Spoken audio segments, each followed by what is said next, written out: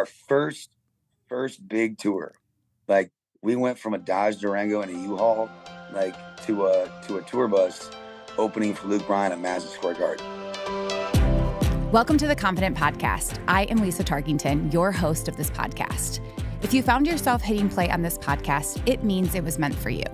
My goal is to help empower and guide you to become a better version of yourself through conversation, advice, and tips that are real, vulnerable, and authentic. I am excited to have you join this journey with me. So let's get started.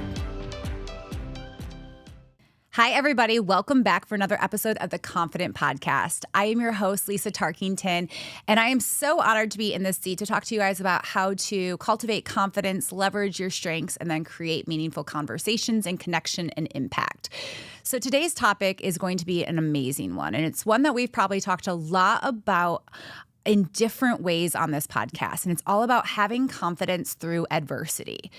But the biggest thing about this, and this is something that I think is important, is resiliency through adversity. How do I get through it? How do you get out of your head through the hard times? And how do you enjoy the good times too without thinking about, oh, the shoe's gonna drop, or, oh, I can't enjoy this too much because I got to get back to work. There's a lot of things that have the ups and flows when it comes to confidence and adversity. And I know firsthand that adversity is unavoidable, right? Like it's something in life that we all go through. It's personal challenges, professional challenges, or setbacks or obstacles, and we all face those. But that's when the confidence needs to really come into play. And so we're going to dive into how to not just survive, but thrive. And I'm not going to be doing this alone. So I think that it's important that I love my solo podcasts. I do. I love them. But I also love when we can bring people on that have stories of going through the things, right? Going through the setbacks, going through the obstacles, but also how they did it and how they've come out, I would say, on top of the hill in continuously going over that hill. So our guest today is going to be Matt Ferranti. He has an impressive list of talents. Let me tell you guys, like he's a guitarist, he's a piano player, he's a singer, he's a songwriter, all the things that I'm just going to say, like, I'm not confident in, but I'm glad someone can do this kind of stuff. He has a phenomenal record where he took a leap of faith in himself and made the bold move to Nashville from Michigan, so where I'm from. And he has such a desire to be a country singer-songwriter, which he's doing right now. So since he's made that bold move, Matt has continued to play with talented people like Brett Young, which you've probably heard of, Jelly Roll, and is working in the studio right now on his solo career. But not only that, Matt is a dad and he's a husband. And I met Matt in 2021. He might not even remember that. We'll bring him on in a second. But he played at our fundraiser when I first started my nonprofit. And I don't think people understand, but when you're starting out and you have people believe in you, have people fly from Nashville to Michigan to help you out, it is something that you remember. And so I think that people that are still working on themselves, still getting through adversity themselves to become what they want to be, but when they take a step back and help other people, it is so impactful. And then you just want to see them succeed. You just want to see them grow. And so, Matt, thank you so much for joining us on the Confident Podcast. So welcome. I'm so glad to be here. Thank you for having me. We're in Las Vegas. It's still early, but I wouldn't be anywhere else. So I appreciate Awesome. it. Yeah. So thanks for taking the early call. I can't even imagine. So I'd love for you to share, like, obviously I gave a little intro of who you are, but if there's anything that I missed or you'd love the audience to know, I'd love for you to just share a little bit more about yourself with them. Well, I knew since, this is kind of a purpose-driven conversation, I feel like I've always known what my purpose was. I felt like I was called to play music when I was a kid, not like a kid. I think I've been taking piano lessons since I was like 6 years old. Wow. 36 now, so 30 years of playing. I've always understood that that's what kind of God gave me, the gift that he gave me, and I've been chasing it my whole life. All the preparation I've done through then. I love Michigan. I know you're from Michigan. I'm so loud and proud of Michigan. It's crazy. I still have my 989 number. That's awesome. Yeah, heck yeah. But man, I knew I needed to get out of town, like at some point, like no one was going to come sign me to a record deal if I just stayed playing the same venues up where we're from. So I moved to Nashville. It was one of the best things I ever did, 2013. And it's been a wild ride. Since that's happened, my life has completely changed for the good. And now we got a new baby boy, and yeah, I'm playing music full time, putting milk in the fridge for him, and making sure my wife's happy, and we're having a great time. So That's awesome. That's yeah, awesome. So you said you started at 6, really diving into this. You knew your purpose really on in life. yeah, And then you made the move in 2013. So take us back to that move for a second. And I can't imagine what that felt like to be like, I gotta do this, right? I have to make this shift. And so if you wouldn't mind just sharing a little bit more yeah. about that with us. So I was in a band called Take the City for a long time, and that was kind of like a Warped Tour, like pop rock band kind of sort of thing. And I was playing with the same guys from like seventh grade up until even up until 2014 or 15. Like we Wow. even moved to Nashville together, me and my buddy Ken Lang. And that kind of music was it evolved over time. And the older I grew, the less like kind of that was the vibe. And so we moved to more of like an Americana, different kind of a sound. And we actually added a girl to the band who was from Gaylord. Her name was Lauren Dusky. She's a homie. And we were kind of like a Lady Antebellum. It kind of went from like Mm. alternative rock to like a like harmony driven that way. And so in Michigan, we didn't really know how to be associated. We just kind of started asking around, like, "Hey, we're a band, and we they do harmonies and stuff. What do we do?" And we end up opening up for like Gloriana in Thompson Square. I think the band Perry at the Royal Oaks Music Theater. And after we opened up for Gloriana, like they were like y'all are like seriously like really good, and you need to get the hell out of Detroit. Like you need to come back down to Nashville. And 3 months later, it was like maybe 5 months later, we moved. And we just made the decision. Like that's all we needed, like a little bit of validation. Like, okay, this is it. This is what we're doing. And I didn't even have that on my radar for the longest time. But once they said that, it was like, oh, they know something I don't. So let's go do that. And then, okay, so then you were there, and I mean, that was 11 years ago, right? That was 11 years Oh ago. man, Isn't that man, crazy to think it's about? And so, like, I can't crazy. imagine the ups and downs, right? Like, of going through your industry. And so, tell us, like, a little bit of how has your confidence been kind of shaken through the setbacks? Even if you have any examples for us of like how Yeah. you've kind of fought that adversity and had to have that resiliency. Well, I got to give some credit to my parents because and to God because I was born I was taught at the very beginning to like you don't have a choice but to be resilient. Like Mm. to me, like my dad's a minister, right? So like if Jesus can go through what he went through, Yeah. like that's pretty resilient, my dude. Like there's a path to compare it, to take notes from it at least. So I've never shied away from like hard work, but it's it's it's different when you to working harder, not smarter, right? I've fallen in like categories of I don't know what to do, but I can't. I'm not just going to sit around and not do anything. I just keep swinging, and I just keep throwing paint on the canvas until something sticks. And that's been you know the definition of integrity is like what you do when no one's watching, kind of a thing, Mm. right? And it's like, yeah, okay. So what are you doing when you don't have a record deal? What do you do when you don't have any of these things? You don't have a big boy job. You don't have a tour bus. You don't have all of these things. It's like, I don't know. I'm gonna go play more shows. I'm gonna go write more songs. I'm gonna go, you know, just there's no other option. You just keep going. Yeah. You just gotta keep going. And I think the hardest thing with that lesson was uh how to not just to pretend to be emotionally strong, but like there's nothing worse than I hitting than bashing my head against the wall, like not knowing, like kind of hitting the lid. Yep. And we're still kind of going through it because the industry doesn't give you those secrets. They don't give you those secrets. They're like, come find out, come do your homework. And so, but just the constant little bit of growth that I think that resilience pays off. It's given me just the hope I needed at the right time. And that's why we're still out here swinging. So what I'm hearing you say a little bit is like you haven't given up. right? And you've had No, consistency. no. That's the other thing too, right? Is like you could have through all of this. I'm gonna go back to what you're like, nah, I got this. But like the consistency, like, right? Like you might have thrown some paint at the wall to see if it stuck. I always say like the spaghetti at the wall, but you've Yeah. tried different things. And so as you've gone through that, like what's made you not stop, give up on yourself, especially when things get hard? Because I can only imagine how much head mental space it gets, and physical too. I mean, you got a lot of shows going on.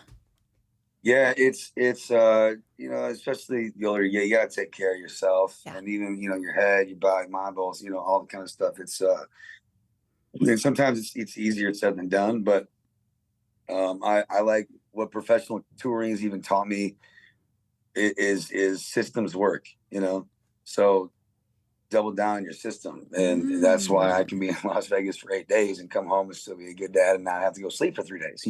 Yeah. It's like, because everything's compartmentalized, and you just kind of check off your list, and all of a sudden the day's over, and you're hydrated, and you're not hungover, or like whatever, just like I'm prepared.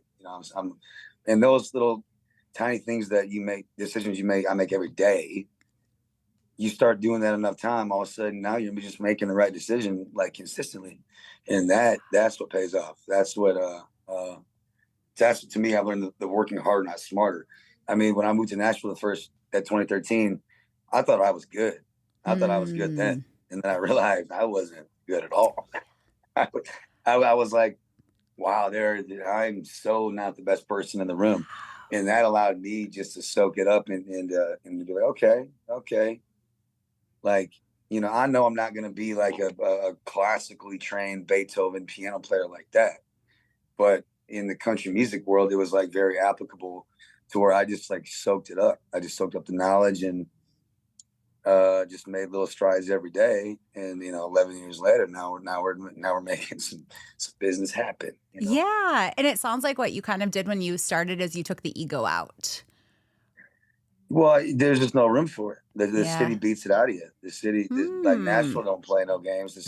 Nashville's like, bro, there's no room to suck. Like, being good is just a prerequisite. You think you should be celebrated just because you're good? No, being good is what you got to do just to wake up and go get a cup of coffee. Wow. So it's like, how do you be good, and not just be good? How to turn that, like, I tell people this all the time. The easiest thing I do all day is play my 4 hours of music. The rest of the day, I'm doing taxes. The rest of the day, I'm booking shows, and for 4 months from now, and then all the other stuff, it's like that. So it's like, being good ain't nothing. Being responsible, putting the whole plan together, executing yourself, all that stuff put together is what makes just one day work. So those are valuable lessons that was humbling. I didn't choose egoless things. I got reminded that there's no room for it. Yeah. So it's like, okay, gotta tighten up a little bit, what the kids say. Yeah, well, and I think what you're doing is like thinking about like how to get through those setbacks, right? Or those like It's all I care about. I know I can do whatever I want to do. But if I don't have the answers, I gotta go find them. Like, I don't think it's like I'm holding myself. I'm not really hold myself back. It's like somebody else has an answer that I don't have, and I want to go find it. We're gonna find it. Yeah, and I think that that's why you've been so successful, right? Like you've continued to make those small like things. So I'm going to ask you a question of like, okay, so we're going to go from 2013 to now. Is there a memory in your brain where you're like, I didn't know, I hit my bottom, or I hit a wall where I'm like, I don't know where to go? And if you wouldn't mind, if you wouldn't mind taking us to that moment, and then how did you get out of that to have that confidence in yourself? Okay.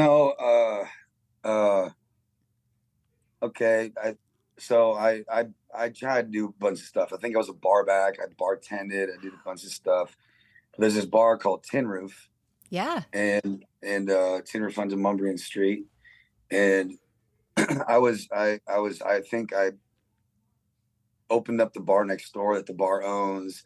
Somebody got injured. I think they tore his Achilles or something, and I had to come in and fill in for him as a bartender. So I come in there, and just because I worked hard, and everyone was like full of tattoos, and I just kind of like blended in, and so it was fine. but I'm the worst bartender in the world. I'm the worst bartender in the world. One, because I like to drink a little bit too much. Two, that is not my specialty, right? Yeah. I'll take 17 kamikazes, 4 Jack and Cokes, and 3 Fireballs. I'm like, what the hell's in a kamikaze? I don't even know what's in that. So that was one of the most stressful points in my life. Like, the money was good, but the pressure, the stress. I've never felt more pressure in my life. Like, I've played in front of 85,000 people. Fine. Like, I'm having like a group of college kids stare me down because I'm not making kamikazes fast enough. That is the most high pressure situation. And so one day they sat me down. They were like, "Bro, we love you, but you are terrible at this. So how about we give your girlfriend, who's not my wife, how about we basically give her this job, and you go play on stage 3 days a week, and we'll pay you this much." Oh. And I was like, "Yeah, okay, sweet." And I've been playing music full time ever since. I've never had a real job ever since then. So that was it was like I was at my worst point mentally. Like, I got subpoenaed to court for fighting, like, out in the middle of the damn street for no damn reason, like, just being stupid, right? And I'm only 25 at the time, which, and I didn't go to normal college, so like I didn't get a lot of that out of my system. Mm-hmm. But like after all that, it was like, not only did I reconcile it, they dapped me up and gave me hope in the career path that I like was wanting to do the whole time anyway. So, it's kind of give me a sign, Yes. somebody. And that was and it was like, okay, well, here's a perfect case scenario. I was like, oh, yeah. You know what I'm saying? It was just like, yeah. it was like, and having at the perfect time, because I was close. I was closest to the brink of like, not move home, but like, damn, I just want to play music.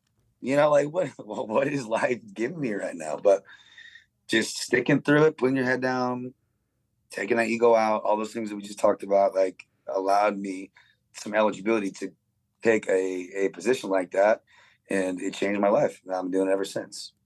That's amazing. Well, and I also think, like, as I'm listening to that, I can imagine a lot of people listening in could relate to the I'm going to put my hands up and say, what am I doing with my life moment, right? Like, or like what, like, I know where I want to go, but it seems so far away because I'm such in a bad mental state. So when you're going through moments of like your career, right? And you still probably have moments of self-doubt or those downward spirals kind of play into your head. Like, how do you overcome those now to get through that, knowing like, I have a goal. I want to meet that. There's all these people maybe telling me like, I'm getting a lot of no's, right? Like, how do you fight through those things, and what kind of things do you put in place for that?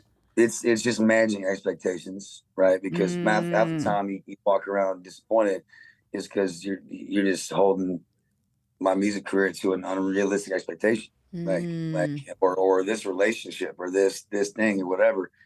And like, I tell people now, like I do, like, my son's milk depends on it. Like, my marriage depends on it.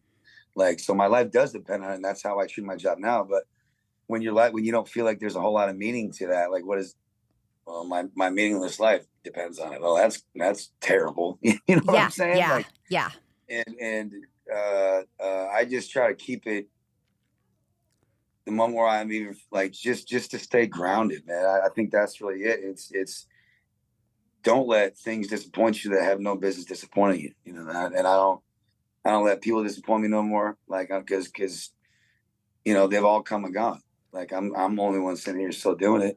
Like, so I got to make sure that I'm making my, not leaving it to somebody else to make me happy or to make me sad or this or that. Like, that's what my wife, my baby, and Jesus for. That's what that's for. The rest of the stuff is yeah, okay. Tomorrow's a new day. All right. I didn't get my record deal today. I'm coming for you tomorrow. That's all right. That's it. I think the other thing that kind of came up when you were talking through that is like, sometimes we need that external validation a little bit to like, be like, okay, I am on the right path. I am on the thing. But what you're also saying is like, which we all know, it comes in. right? Like you've had to do the work on yourself for how many years, right? Like when you were a bartender, knowing I'm like, still doing yeah, it. you're I'm still still doing doing it. it, right? Like, and it's the mental work that it never stops. And I think a lot of what we teach in our programs and our membership platform that people are on is those things, because it's like, if you don't continue on it, you're going to look back at your life. I always say, like, picturing myself at the age of, 95, sitting on my swing and on my porch. And am I going to look back and be mad at myself because I gave up, because I had setbacks, right? Yeah. That's not on the table. That can't be an option, because if it's an option, like you're just leaving too much room. And that, you know what I'm saying? Like if you're leaving, at least I've you try to view everything as like a percentage graph thing. And it's like, if you just automatically just figure in 15% chance of failure, dude, you just that's no, like I have to be reminded that there may be a position of failure, but I'm doing all I can to make sure that don't happen, so Yeah. when it happens, it's just like, okay, well, tomorrow we're going to make some changes, we're going to make sure it doesn't happen again, Yes. but it's Yeah. you know So then okay, so like you've had really good work ethic for what you do, because you have to. So like when you think of yeah. having confidence to get through adversity, why do you think it's important to have a really good work ethic, and like what does that even mean to you? uh that you just to live, breathe, eat it, sleep it, the it's got to be. I'm not just naturally crazy, savantly born talented. I wasn't. Yeah. God gave me a gift, and I put the work in to go from I had to work very hard to go from 2013 Bay City Matt to now. Yeah. And that's with all the show. I mean, I don't even know how many shows I played since 2013. I mean, thousands, Wow. like so many shows. But I operate best when when I'm in my reps, right? Like I'm a better. If I take 3 months off from performing, like it's not fresh in my brain. I need to Mm. do it every day to be like at the most efficient level of myself that I got to do. And I mean, yes, I do get a couple of days off during the week, but it's I'm a reps guy. Like the more reps I get, the better I get, and I haven't stopped getting better. And so I'm just doubling down. I'm like, all right, let's keep the reps moving. Let's keep doing, Yeah. in that allows you to, if you're studying that, you see incremental growth like happen in front of your eyes. That little bit can be the thing that makes you keep going the next day, or the next day, or the next day.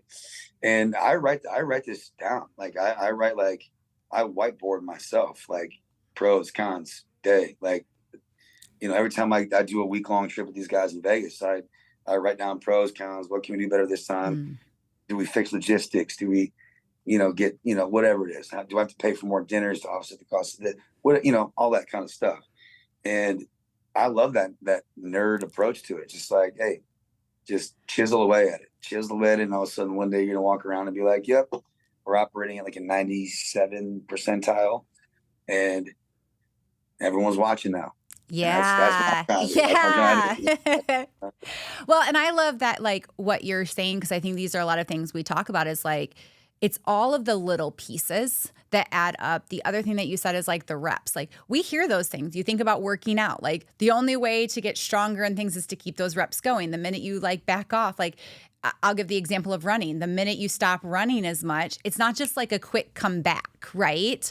The Yeah, other example that you said too is like, I was given a gift, but I also had to work at that gift. And I think that that's something very important to remind people yeah, listening in, is like, confidence and like anything is repetitions. It's getting better. It's putting the ego aside. It's even like you said, like you have your pros and cons list. We talk a lot about like, okay, journaling. Maybe it's just questions that you ask yourself throughout the day, or like, how do get it I, up. change that mindset? Like all of these little things, I shouldn't even call them little. They're big things, because it might only take a few minutes, but they're big monumental moments to move you forward. Well, what's the definition of insanity is doing the same thing over and over again, expecting different results. Like, Yeah. none of us got time for that. None of us got time for that. There's work to be done. So we got to do whatever we got to do to make sure that you're chipping away. Like, Yeah. you know, I also, I know I'm not going to be perfect ever. Like, I'm not expecting 100%. I'm expecting above, like, it's easy to go from a D to a B. It's hard to go from a B plus to an A plus. Like that little top Yeah. Ooh, part that's a good percentage chiseling example. away is like, is the hardest. And that's where you go from good to great, you know? And that's like, whatever that Yeah. takes is what we're doing. Yeah. And I love that. I love that. And I think too, like kind of going back to where you said, like, you had a pivotal moment at Tin Roof, right? Where you're like, yeah, this is what I've wanted to do, but like I had to go through this to get there. So like, is there any Yeah. other pivotal moments that you've noticed like, oh, that was my starting point. But then once I got to this next level, I was like, okay, we're making that progress. I'm seeing all of those little things pay off. Do you remember that next piece? Yeah. I mean, if we're talking about like the big victory that just the slap you in the face, like, bro, Yeah. like we're doing it. And that was our first big tour. Like we went from a Dodge Durango and a U-Haul like to a tour bus Mm. opening for Luke Bryan at Madison Square Garden. And Wow. I got to fly my parents and my sister and my wife out, and they got to watch me play MSG. And that was like, damn, we made some ground, dude. We made some ground. Oh, like it was just like the just sit back and soak it in. And I'm not good at soaking it all in all the time because I don't Mm. like, all right, cool, that was a good victory. On to the next, like let's just you know. But that was the look, ma, we're doing it, you know? Yep. And just watching them be so proud and watching them be so like not surprised, just like in awe. Like, you know, it's just the whole thing was like, all right, all right. And it was only a couple months before that, like maybe a year before that, I was bashing my head, bar back in that tin roof, like, man, what am I doing? And it just like that, you became diligent and got rewarded, you know. And I mean, the next step through that is I had to learn how to not like internalize Brett's victories as my own. Mm. You know, like I got to enjoy Brett's victories and enjoy that moment of, hey mom, I'm not playing around. You know what I'm saying? Yeah. But it's like I want my songs on the radio. I can't walk around being like, yeah, me and Brett got songs on the radio. I was like, no, Brett's got songs on the radio. I'm in his band, Mm. and it's very compartmentalized and not taking too much, like getting too emotionally invested in taking credit for something I you know I'm helping doing, but I didn't really do. Like it just I compartmentalize it very properly so that I got to enjoy a little bit, but watching him do it just fired me up to want to go do it myself even more, you know. So That is awesome. And I just want to point out, like, the whole time you were saying that, like, your face lit up. And so you can tell that these are pivotal moments, right? Where you're like, yeah, straight up. finally, after all of those setbacks, or like, honestly, what you said is like, I had to stay consistent because I knew that these are the things that I've wanted, you know? And here you are talking to me right now about you're in Vegas right now and you're playing all of these shows. And so, like, take us from the Madison Square Garden piece to where you are now. Like, obviously it's been repetitions, but like what's been next for you for that pivotal moment? So just before 2020, Brett, I'm sorry, like just before quarantine, Yeah. he wanted to do this tour called the Chapters Tour, and the Chapters Tour was like basically showing the chapters of where Brett started to where he was, and he asked me to come on his bus, and he was like, "Hey man, like you've been with me since the very very. I mean, I was an OG like since the very beginning, and he asked me to open up the tour. He was like, "Hey man, we're gonna get your artist career going." I was like, "What?" like like Wow. okay. And what I will say is I wasn't ready then. I mean, I was ready Mm, to try.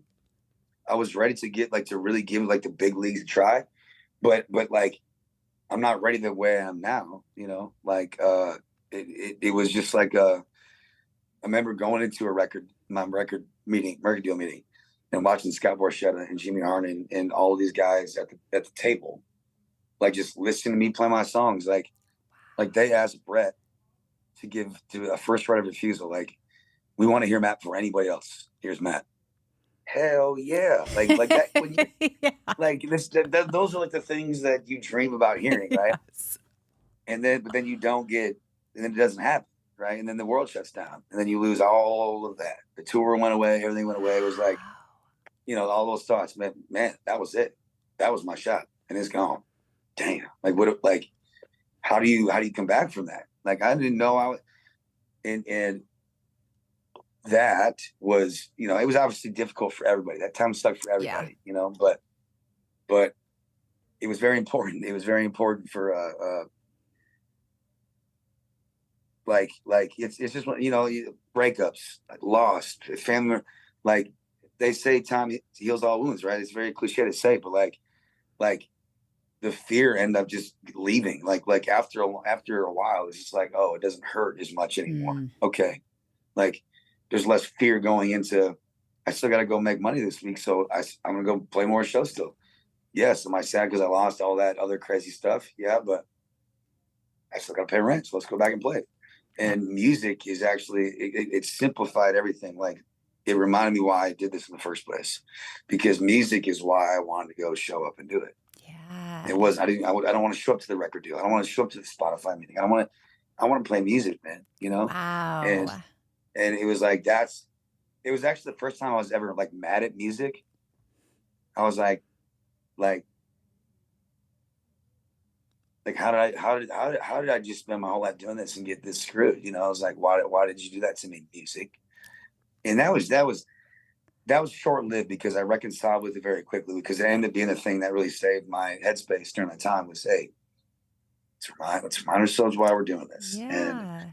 touching people's lives playing music is not always celebrated by record deals and a lot of money. It's and that's okay. And that's fine. I know we're going places now. I know we're like, I've already come full circle back from that, so I know we're gonna go Amazing. get what we got to get. But yeah, it was it was crazy. I can't even imagine, right? Like you're in these Hey, meetings, then the world shuts down and you're like, okay, now what? But I think well, and when, they took people away. Like I'm an yeah, entertainer. I'm not just a yeah, I'm not just a singer that just sits here and plays to my YouTube channel like yep. that. Like I'm playing the people. I'm playing the places. So when all that went away, I was like, playing the Facebook Live sucks. Like, hey, here's my Venmo. Like, I'll play Wonderwall for you. I'm like, no, dude, I ain't Yeah, yes, yeah. doing none of that. You needed your people, and like to you said, like you're going back to what you said when you were 6 years old, you knew your purpose, right? And Yeah, like you yeah, want to live that out. And so like the fact that you haven't given up on that, is amazing. And also too, the other thing that you said is like, which I find so awesome is like that you said like I wasn't ready. And I it think that wasn't. it's like in that moment when you're getting that, like I'm gonna say fame, right? Like you're getting that fame, it's like Yeah, right almost there. And it kind of makes you sit back and see, yes, that exactly. close. You were so, so close to it. And then you're like, crap, like this is not happening the way that I was thinking in the next 6 months was gonna happen. You had to sit back and like Yeah, really think. yeah. And what's crazy, and this is like to speak to the positive side. Like, I remember even when I told Brett I was gonna have to quit his band, I was like, bro, like I've spent the last 10 years like helping your dreams come true, my dude. And like I got a son now, and it's time I gotta go get mine. And we're still like the best of friends. Like it was all good, but I remember feeling such like a loss, because like, again, those intrusive thoughts, like, am I gonna play an arena ever again? Like, Yeah. if I just leaving the guy who puts me in arenas every weekend, like, no, I'm gonna go chase my own thing. Like, and what's crazy is all of that time I spent like stressing about that.